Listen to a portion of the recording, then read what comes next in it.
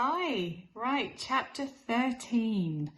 This one is called Marvellous Medicine number 3, and you'll remember that George's dad had to rush out to the village to buy more flea powder and shoe polish to be able to make the next medicine hopefully work how he wants it to. Today, I want you to think about what could go wrong with Marvellous Medicine number 3. Make sure that your ideas consider what happened with medicine number 1 and medicine number 2, so that your thoughts on medicine number 3 sort of match up a little bit with what's going on in the story, and see whether or not you're right. Marvellous Medicine number 3. Here it is, cried Mr. Killycranky, rushing to the kitchen. 1 carton of flea powder for dogs and 1 tin of brown shoe polish. George poured the flea powder into the giant saucepan. Then he scooped the shoe polish out of its tin and added that as well. Stir it up, George, cried Mr. Killycranky. Give it another boil. We've got it this time. I bet we've got it. After Marvellous Medicine number 3 had been boiled and stirred, George took a cupful out of it into the yard to try it on another chicken. Mr. Cranky ran after him, flapping his arms and hopping with excitement.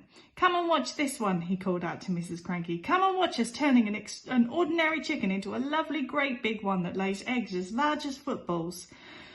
I hope you do better than last time, said Mrs. Cranky, following them out. Come on, chicken, says George, holding out a spoonful of medicine number 3. Good chicken, chick, chick, chick, chick, chick. Have some of this lovely medicine. A magnificent black cockerel with a scarlet comb came stepping over. The cockerel looked at the spoon and it went peck. Cock-a-doodle-doo, squawked the cockerel, shooting up into the air and coming down again. Watch him now, cried Mr. Cranky. Watch him grow. Any moment he's going to start getting bigger and bigger.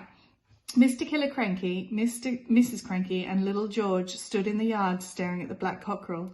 The cockerel stood quite still. It looked as though it had a headache. What's happening to his neck?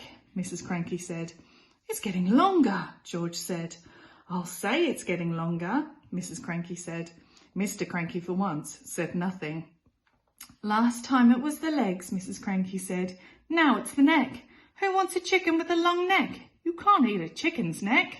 It was an extraordinary sight. The cockerel's body hadn't grown at all, but the neck was now about 6 feet long.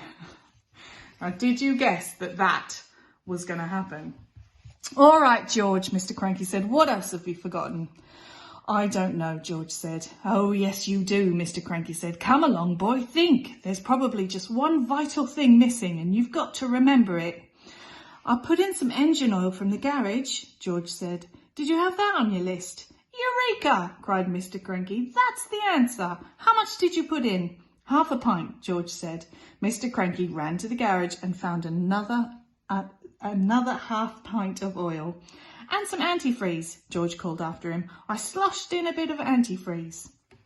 Okay, so did you guess that was going to happen with Marvellous Medicine number 3? It makes sense that the other side of the chicken grew. So in Marvellous Medicine number 2, the legs grew. In Marvellous Medicine number 3, the neck grew. But in Marvellous Medicine number 1, the whole chicken grew. I wonder what's going to happen next.